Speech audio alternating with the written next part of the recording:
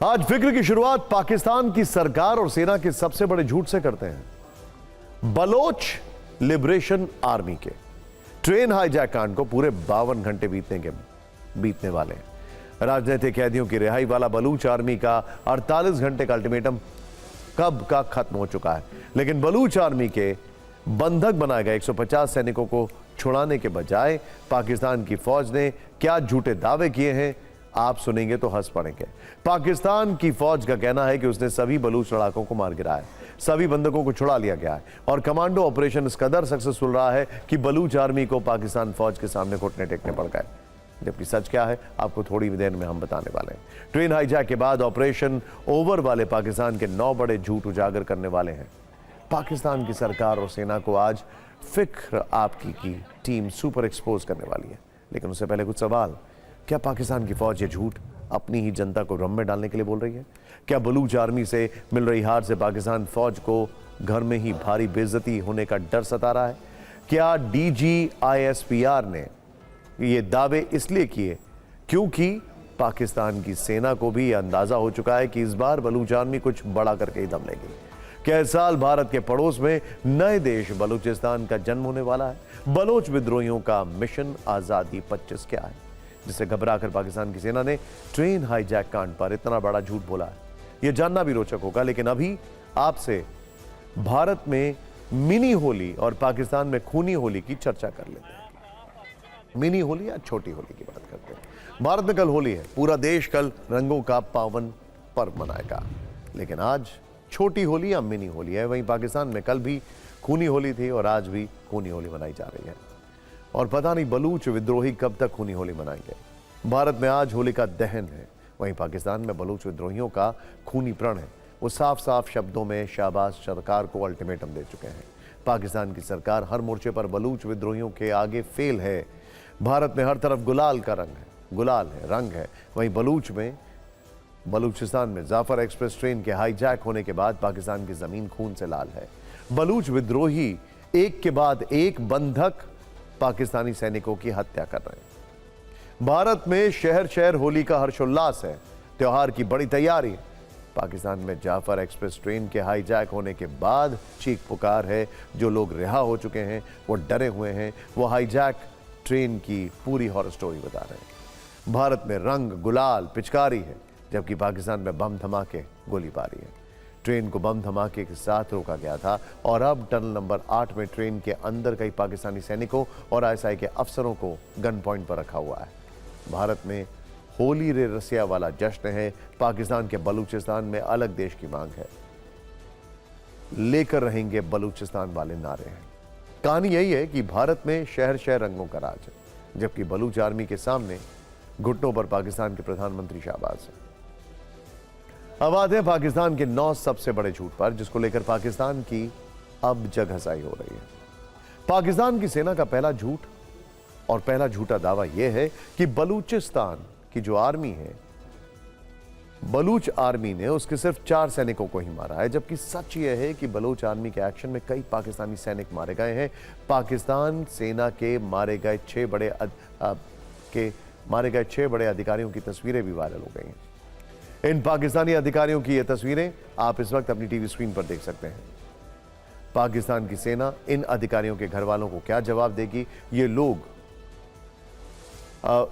बोलन में कहां गायब हो गए? पाकिस्तान की सेना इस सवाल पर इनके घर वालों को क्या मुंह दिखाएगी? पाकिस्तान की सेना का दूसरा झूठा दावा यह है कि बलूच आर्मी ने ट्रेन में सवार सिर्फ 21 यात्रियों को मारा है, जबकि फैक्ट चेक में यह बात गलत पाई गई है। इसके वीडियो और स्टिल सबूत हैं, ताबूत की शक्ल में सामने आए हैं। पाकिस्तान की सरकार ने कल क्वेटा रेलवे स्टेशन पर 200 ताबूत भेजे थे। अगर कम लोगों की जानें गई हैं तो फिर 200 ताबूत भेजने का मतलब क्या है? पाकिस्तान की सेना ने तीसरा झूठा दावा यह किया है कि बलूचिस्तान आर्मी के हमले के बाद पाकिस्तान की सेना ने जबरदस्त ऑपरेशन चलाया।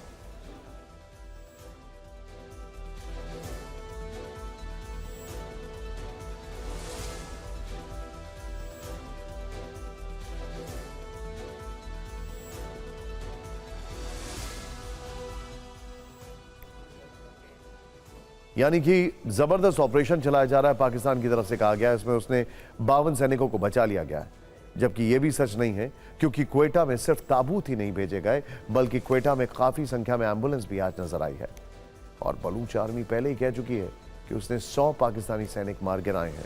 क्वेटा से वायरल एम्बुलेंस का यह वीडियो सबूत आप अपनी टीवी स्क्रीन पर देख सकते हैं। एम्बुलेंस की संख्या देखिए।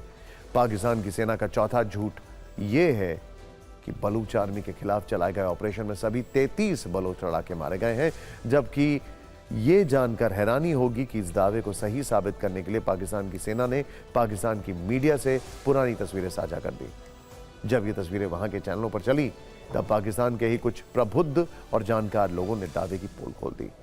उन्होंने ही बताया कि ये इस समय की नहीं बल्कि अप्रैल 2024 में एक ऑपरेशन की तस्वीर है।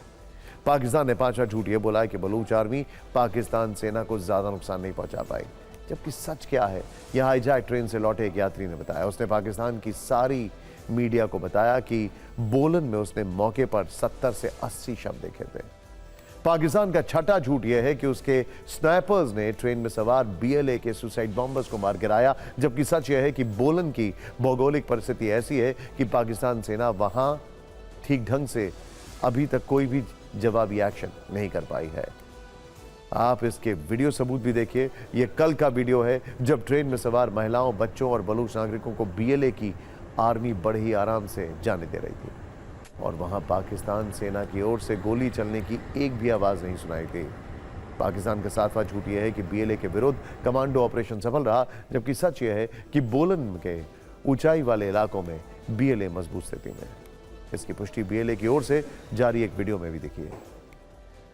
तब ट्रेन हाईजैक के समय BLA के स्नाइपर्स बोलन के पहाड़ों की चोटी पर बंदूकों के साथ तैनात दिखाई दिए।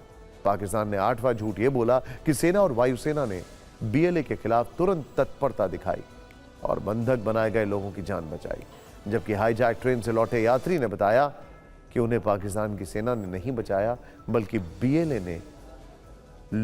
BLA के लोगों ने सबको छोड़ा है। पाकिस्तान की सेना का फिक्राब की में अब बात अमेरिकी राष्ट्रपति डोनाल्ड ट्रंप की। ट्रंप ने रूस यूक्रेन युद्ध खत्म करवाने का संकल्प लिया था, वो भी 24 घंटे में। हो तो नहीं पाया और इस संकल्प की पूर्णाहुति में वो समझ नहीं पा रहे हैं कि आखिर वो क्या स्टैंड ले रहे हैं। पहले ज़ेलेंस्की को व्हाइट हाउस में ही डांटने वाले ट्रंप ने पुतिन को अब अल्टीमेटम दे दिया। अभी तक लग रहा था कि यूक्रेन के हाथ पीछे खींचने के बाद अमेरिका का झुकाव रूस की तरफ बढ़ रहा है, लेकिन यहां ट्रंप ने इस बार पुतिन पर डायरेक्ट अटैक किया है। ट्रंप ने रूस यूक्रेन युद्ध रुकवाने के लिए एक पीस प्लान बनाया है। ट्रंप चाहते हैं कि इस युद्ध को रोकने की शुरुआत सबसे पहले सीजफायर यानी युद्ध विराम से होनी चाहिए।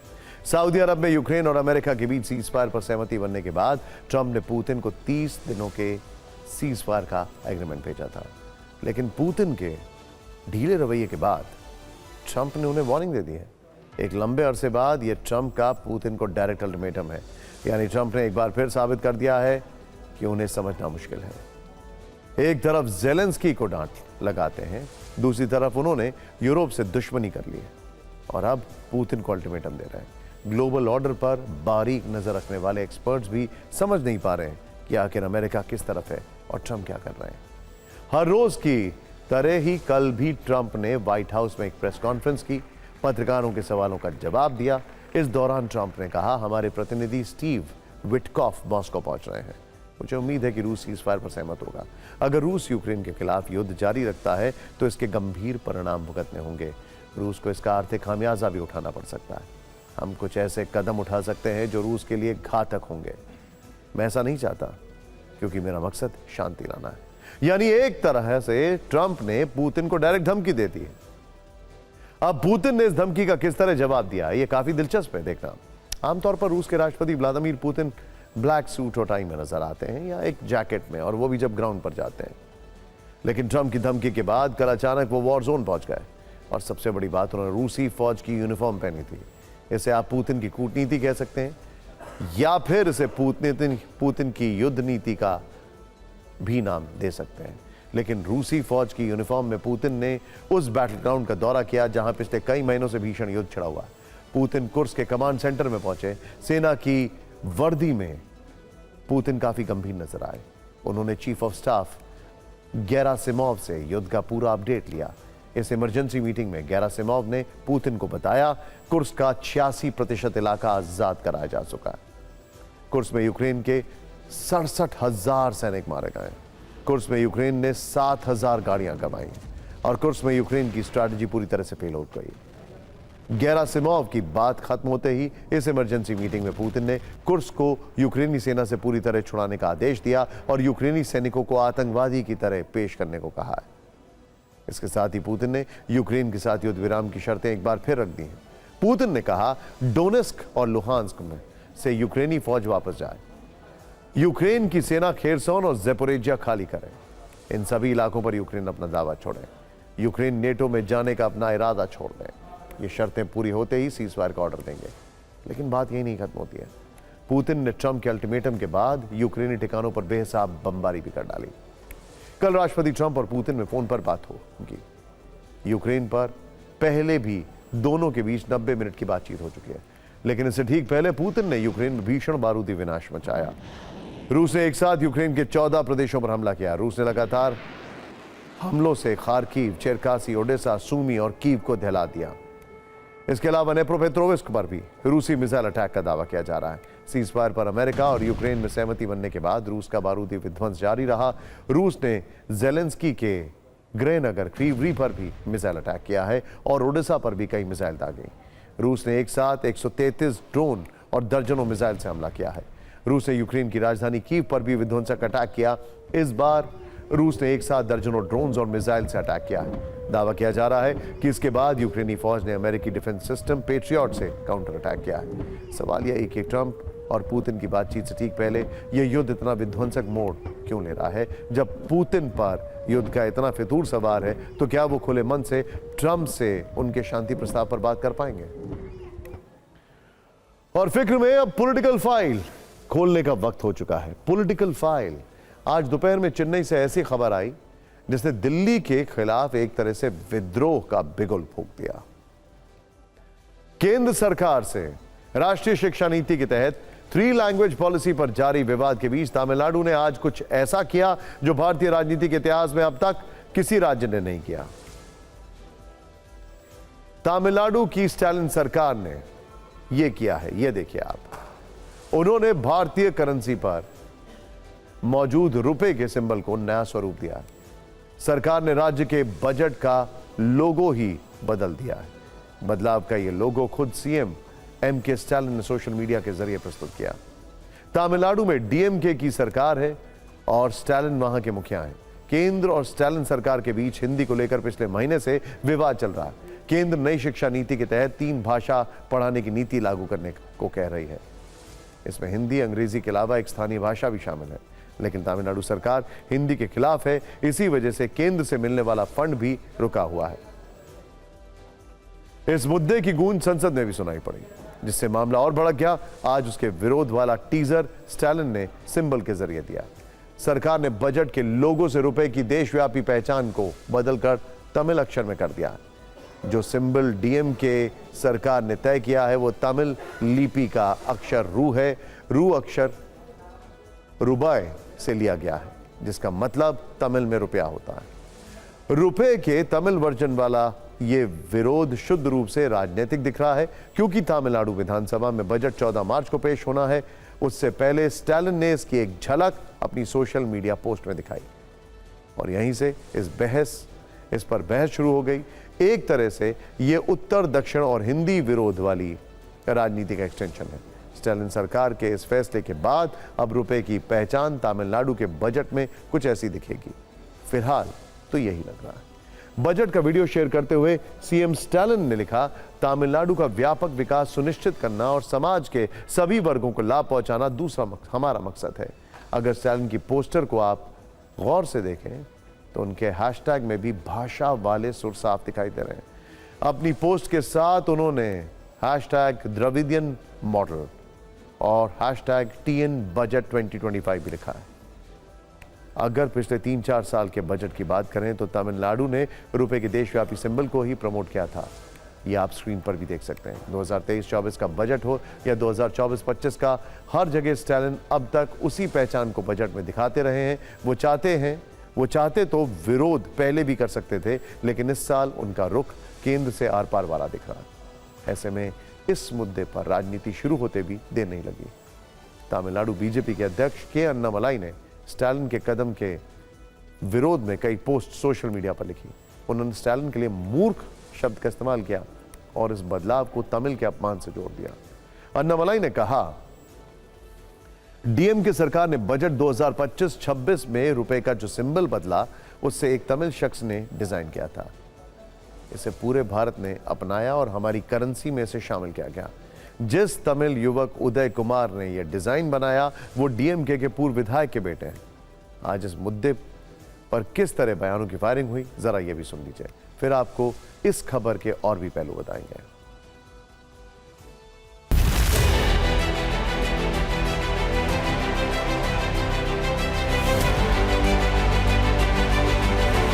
BJP, I think, has been doing a lot of double role in this. At one point of time, they said we are promoting our mother tongue. We want to promote mother tongue in every aspect. So they claim that NEP promotes only mother tongue.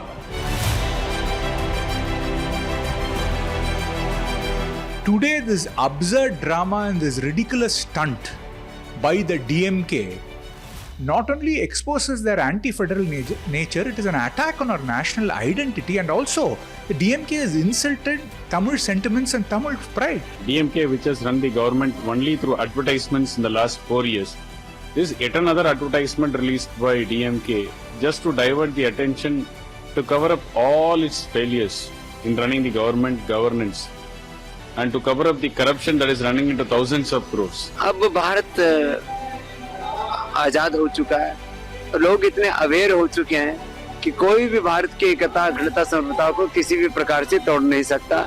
सामाजिक तौर पर, आर्थिक तौर पर, राजनीतिक तौर पर, धार्मिक और सांस्कृतिक तौर पर। तमिल आप सिंबल का प्रयोग करिए, अच्छा है, स्वागत है, हो गया। लेकिन वहीं अगर आप ये कह के उसको विरोध करते हैं, कभी वो चूंकि रुपए से संबंधित है या हिंदी का कुछ फुट उसमें नजर आता है, तो इतनी घृणा नहीं होनी चाहिए। भारतीय करेंसी को INR यानी इंडियन रुपी कहा जाता है, जिसका सिंबल सरकार ने ये तय किया था। इसे देवनागरी लिपि के रा और लैटिन अक्षर आर दोनों को मिलाकर बनाया गया था। इसमें ऊपर की ओर 2 क्षैतिज रेखाएं भी हैं। भारत में यूं तो रुपए का कोई फिक्स सिंबल नहीं था, उसे अलग अलग तरह से अपनी अपनी सुविधा के अनुसार लिखा जाता था। कोई इसके लिए RS लिख देता था तो कोई RE, कोई एक पहचान फिक्स नहीं थी। लेकिन 2010 में इसे एक स्वरूप दे दिया गया। 15 जुलाई 2010 भारतीय इतिहास का वो दिन था जब दुनिया के बाकी देशों की करेंसी की तरह भारतीय रुपए को आधिकारिक सिंबल मिला। रुपए के नए सिंबल का डिजाइन IIT बॉम्बे के छात्र D उदय कुमार ने तैयार किया, जिसे केंद्रीय कैबिनेट ने 15 जुलाई को मंजूरी दे दी। रुपए का लोगो तय करने के लिए केंद्र सरकार ने 5 मार्च 2009 को एक प्रतियोगिता का ऐलान किया था। सरकार को 3000 डिजाइन मिले। इनमें 5 लोगो RBI के डिप्टी गवर्नर के नेतृत्व में बने एक्सपर्ट पैनल ने सरकार को सौंपा था। इन्हीं 5 में से एक सिंबल सरकार ने तय किया, जो उदय कुमार ने डिजाइन किया था। तमिलनाडु द्वारा रुपए के चिन्ह में बदलाव अपनी तरह का पहला मामला है। तो अब एक सवाल यह रह जाता है कि क्या किसी राज्य को ऐसा करने का अधिकार है? आखिर नियम क्या कहता है? इस पर हमने कानून और आर्थिक मामलों के जानकारों से बात की। उन्होंने बताया कि रुपए के सिंबल में बदलाव को लेकर कोई स्पष्ट नियम निर्देश नहीं है। राष्ट्रीय चिन्ह की सूची में रुपए का चिन्ह नहीं है, मतलब रुपए के चिन्ह को राष्ट्रीय चिन्ह के रूप में मान्यता नहीं मिली है। अगर इसे राष्ट्रीय चिन्ह के रूप में मान्यता होती तो इसमें किसी तरह के बदलाव का अधिकार सिर्फ केंद्र के पास होता। ऐसे में तमिलनाडु सरकार की तरफ से उठाया गया यह कदम कानून का उल्लंघन नहीं कहा जा सकता। यह जरूर है कि इस कदम को अदालत में चुनौती देकर स्पष्टीकरण मांगा जा सकता है। अदालत जाने का विकल्प हमेशा खुला है। रुपए का चिन्ह एक प्रतीक है, जैसे डॉलर या यूरो। रुपए का निशान ना तो हिंदी है, ना तेलुगु है और ना ही तमिल। इसीलिए इसे भाषा से जोड़ना सही नहीं दिख रहा है। उस हिसाब से देखें तो ये हिंदी का विरोध नहीं बल्कि एक प्रतीक का विरोध है। यानी जो काम स्टालिन हिंदी विरोध के नाम पर कर रहे हैं उस पर ठीक से शायद रिसर्च नहीं की गई है। वैसे तमिल अस्मिता की बात है तो स्टालिन नाम भी तमिल भाषा का नाम नहीं है। उस रंग की बात जो लोगों से ज्यादा सियासत पर चढ़ा है। वैसे होली की शुरुआत देश के कई शहरों में हो चुकी है, लेकिन यूपी, बिहार, बंगाल और मध्य प्रदेश जैसे राज्यों में मामला जरा दूजे किस्म का है। यह राज्य होली और जुम्मा को लेकर कई दिनों से चर्चा में है। हम आपको लगातार दिखा भी रहे हैं। इसीलिए अब जबकि रंग गुलाल उड़ने लगे हैं तो इन राज्यों का लेटेस्ट अपडेट आपको देना तो बनता है। हम आपको होली पर तनाव वाले कुछ हॉटस्पॉट आज भी बताएंगे। आज हमारा फोकस यूपी, एमपी और पश्चिम बंगाल पर है। शुरुआत यूपी के अलीगढ़ से करते हैं। एएमयू यानी अलीगढ़ मुस्लिम यूनिवर्सिटी में 100 साल के बाद होली वाला नया इतिहास लिखा गया। कैंपस में आज पहली बार परमिशन के साथ होली खेली गई। छात्रों ने जमकर रंग और गुलाल उड़ाया। दावा है कि ऐसी होली एएमयू में इससे पहले कभी नहीं खेली गई, इसीलिए छात्रों ने भी एएमयू के कैंपस में दिल खोलकर होली मनाई। कल भी बड़ी तैयारी है। लगातार 2 दिन पहली बार एएमयू कैंपस में होली मनाई जाएगी। एएमयू कैंपस में एनआरएससी क्लब में होली की इजाजत है, जहां इससे पहले विशेष आयोजन को लेकर काफी विवाद हुआ था क्योंकि एएमयू प्रशासन ने अनुमति देने से इनकार कर दिया था। छात्र कह रहे हैं कि यह सिर्फ ट्रेलर है। एएमयू कैंपस पर होली का असली रंग कल चढ़ेगा। हमारी ये एक हिस्टोरिक जीत है क्योंकि हिस्ट्री में पहली बार एएमयू एडमिनिस्ट्रेशन ने एक साथ सारे स्टूडेंट्स को एक जगह होली खेलने की परमिशन दी है और ये हिस्टोरिक जीत 100 साल में पहली बार है। ये बहुत ही शांतिपूर्वक तरीके से मनाई जा रही है और ये ऐसा पहली बार है जबकि एएमयू में हम होली मना रहे हैं। ये एक हिस्टोरिक डे है। एएमयू ने फाइनली हमें एक ज़मीन दी है हमारा फेस्टिवल हमें सेलिब्रेट करने के लिए। सुरक्षा व्यवस्था के दृष्टिगत यहाँ पर पीएसी, आरएएफ और सिविल पुलिस यहाँ पर तैनात रही और कैंपस का सीसीटीवी कैमरा भी उपलब्ध रहा। पूर्ण निगरानी के साथ यहाँ पर सकुशल रूप से होली संपन्न।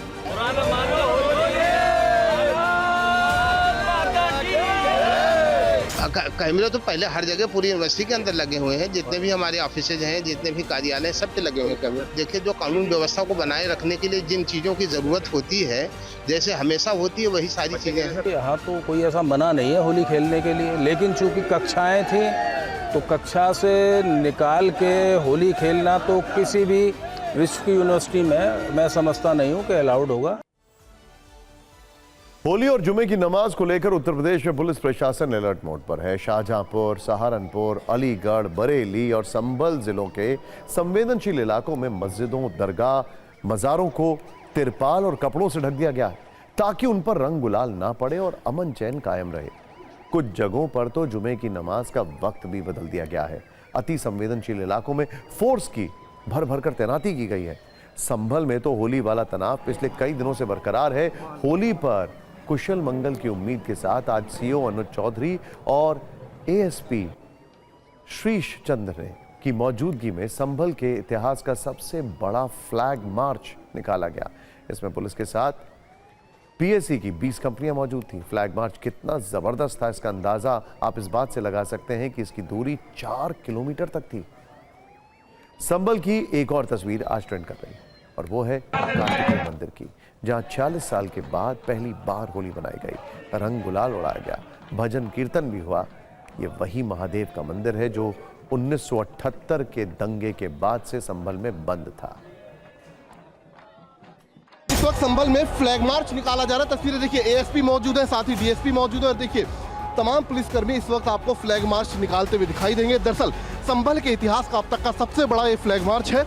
छोटी होली के दिन सुबह तकरीबन 12 बजे ये एक रात वाली मस्जिद से शुरू हुआ और तकरीबन 2.5 किलोमीटर लंबा जो स्ट्रेच था कोतवाली तक का, वहां पर ये पूरा फ्लैग मार्च निकाला गया। इसमें पीएससी की 20 कंपनियां हैं, इसके अलावा जो पैरामिलिट्री फोर्सेज हैं उनके जवान हैं, साथ ही जो वज्र वाहन है वो भी इसके अंदर इस फ्लैग मार्च के साथ शामिल किया गया है। रूट मार्च निकाला जा रहा है, परंपरागत जो कि होली का रूट मार्च मार्ग है, उसी मार्ग पर यह रूट मार्च निकाला जा रहा है और सभी व्यवस्थाएं पर की जा रही हैं। संभल को कल के लिए कितने सेक्टर्स में बांटा गया है? संभल 17 सेक्टर्स में बांटा गया है और सभी जगह फोर्स लगाई गई है, पराक्रम जोर लगाए गए हैं। आज हम होली खुलकर मना रहे हैं और संभल से संभल से होली का भाईचारे का संदेश पूरे देश में जाना चाहिए और संभल में कोई व्यवस्था खराब नहीं होती, शांति व्यवस्था बनी रहे संभल में। होली भगवा में है, पूरे शहर में होली मनाई जा रही है और कार्तिकेय मंदिर पर एक विशेष होली मनाई जा रही है, या भगवा होली खेली जा रही है और समस्त समाज यहाँ इकट्ठा है। ये रंग है, कोई बुराई का प्रतीक नहीं है, इसे सबको खेलना चाहिए। होली का रंग फूलों से, रंगों से होली खेली जा रही है।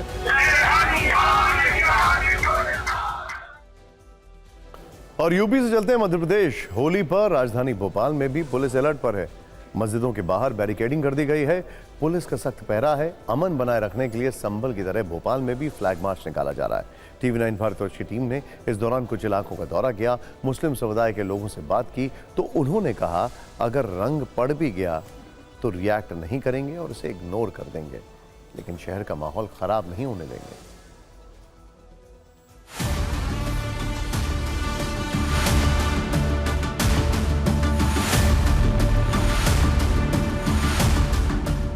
होली को लेकर मध्य प्रदेश में भी पुलिस का अलर्ट है।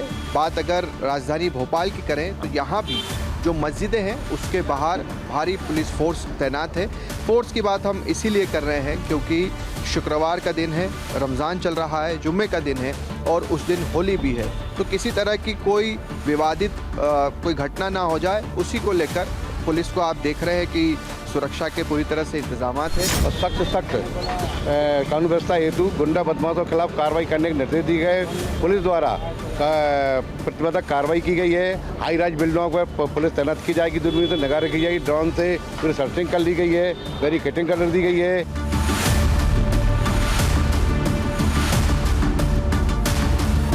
इसमें कोई दिक्कत नहीं है, सब त्यौहार आराम से बन जाएगा, कोई दिक्कत की बात नहीं। ये जो इतनी बैरिकेडिंग और ये सब हो रहा है, सब करना है उनको, पुलिस का काम है, वो तो सिक्योरिटी कर रही है, अपना काम कर रही है, तो कोई दिक्कत नहीं। कोशिश तो ये करेंगे कि उससे हम बचें, ना लगे, लेकिन लग जाए तो फिर उस पर ऐसा कोई रिएक्ट ना करे जिससे कोई उत्पात पैदा हो या कोई उन्माद की स्थिति पैदा हो। लेकिन हमें ये है कि हमें बचना है, सतर्क रहना है, दूसरों से फितनों से बचना है। हमें अगर कोई रंग भी लगा रहता है तो इग्नोर करना है।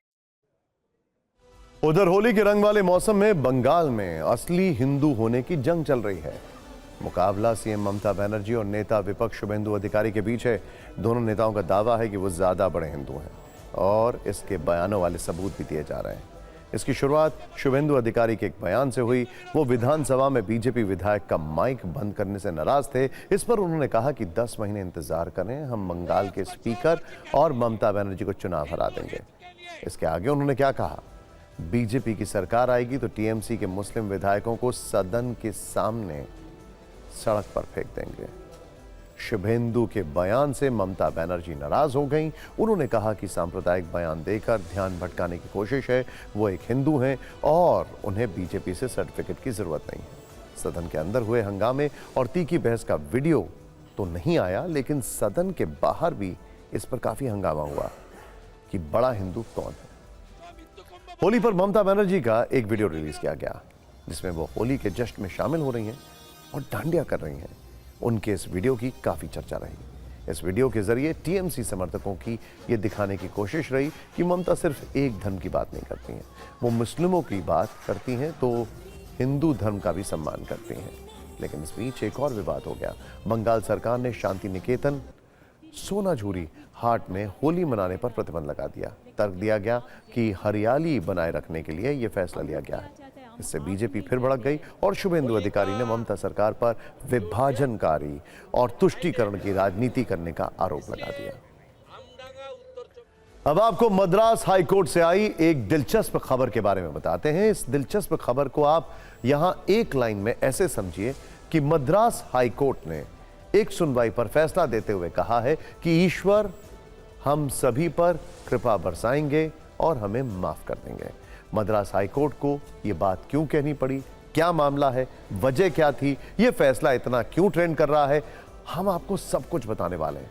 क्योंकि अमूमन ऐसा देखा गया है कि देश की न्यायिक व्यवस्थाएं कोई भी फैसला देते समय ऐसी बातों से बचती है। वो सबूतों पर बात करती हैं और उसी के आधार पर फैसला सुनाती है। धार्मिक भावनाओं का रेफरेंस भले ही लिया जाए, लेकिन फैसला सुनाते वक्त उन्हें इतना महत्व नहीं दिया जाता। लेकिन मद्रास हाईकोर्ट का यह फैसला चर्चा में है, इसीलिए अब सुनिए पूरा मामला। मद्रास हाईकोर्ट में यह मसला चेन्नई मेट्रो रेल लिमिटेड से जुड़ा हुआ है। मेट्रो स्टेशन बनाए जाने के लिए 2 मंदिरों की जमीन अधिग्रहण से जुड़ा हुआ केस है। इसी केस पर मद्रास हाईकोर्ट की खंडपीठ ने सुनवाई की थी और सुनवाई करते हुए कहा था कि मंदिर की जमीन पर मेट्रो स्टेशन बनाने से भगवान हमें माफ कर देंगे।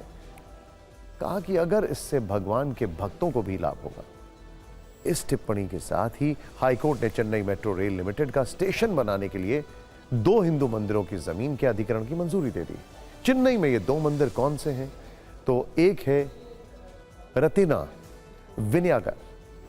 विनायकर मंदिर और दूसरा है दुर्गई अम्मा मंदिर, जिनकी जमीनों के अधिग्रहण का फैसला सुनाते हुए हाईकोर्ट ने यह भी कहा कि मेट्रो स्टेशन की मूल योजना से दुर्गाई अम्मा मंदिर के भक्तों के लिए केवल कुछ जगह की ही कमी होगी। निर्माण कार्य के दौरान मंदिर के प्रवेश द्वार और एक देवता को दूसरे क्षेत्र में पुनर्स्थापित करना होगा, लेकिन निर्माण पूरा होने के बाद प्रवेश द्वार और देवता की मूर्ति को वापस उसी जगह पर स्थापित कर सकते हैं।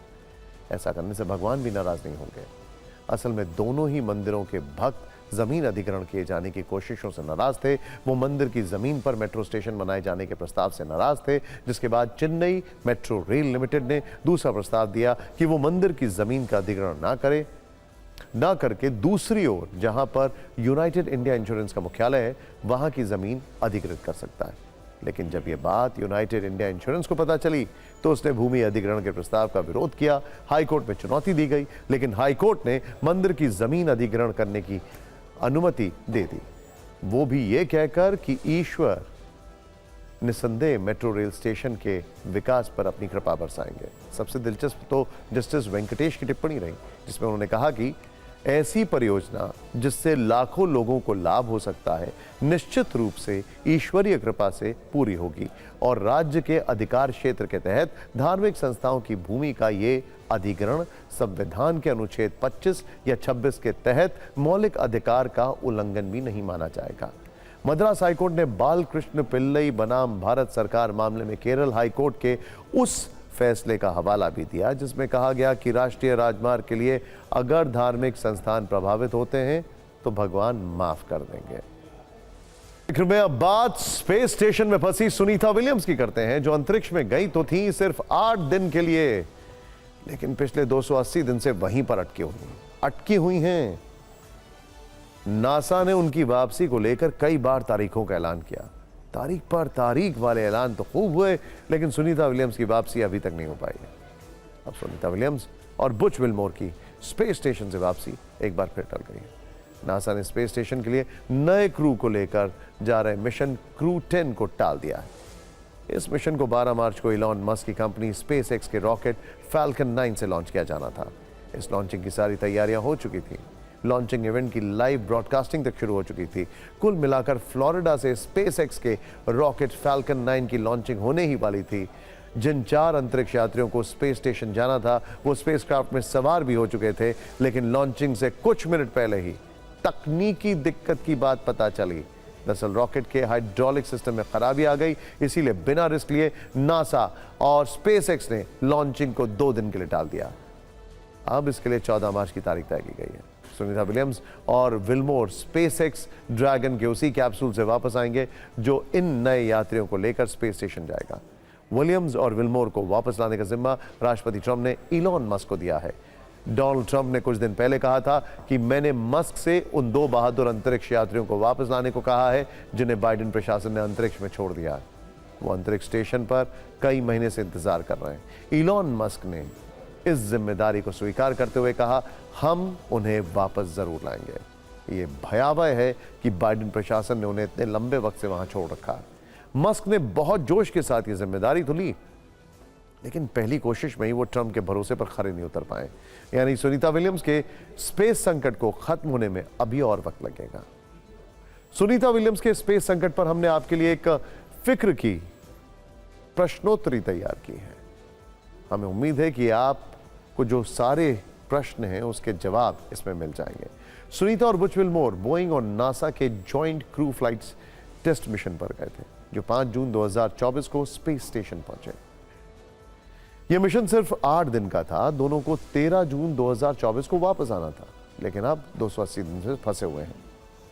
अब आप ये भी समझ लीजिए कि 8 दिन का ये स्पेस मिशन इतना लंबा कैसे हो गया। जिस स्टारलाइनर स्पेसक्राफ्ट से सुनीता विलियम्स और विल्मोर गए थे उसमें तकनीकी गड़बड़ी आ गई थी। इसके थर्स्टर्स से हीलियम लीक होने की बात पता चली, जिसके बाद स्पेसक्राफ्ट के 5 थर्स्टर्स ने काम करना बंद कर दिया था। अब प्रश्न ये है कि आगे क्या होगा। दरअसल अब 14 मार्च को रॉकेट फैल्कन 9 की लॉन्चिंग फिर से होगी और उसी के स्पेसएक्स ड्रैगन कैप्सूल से दोनों वापस धरती पर आएंगे।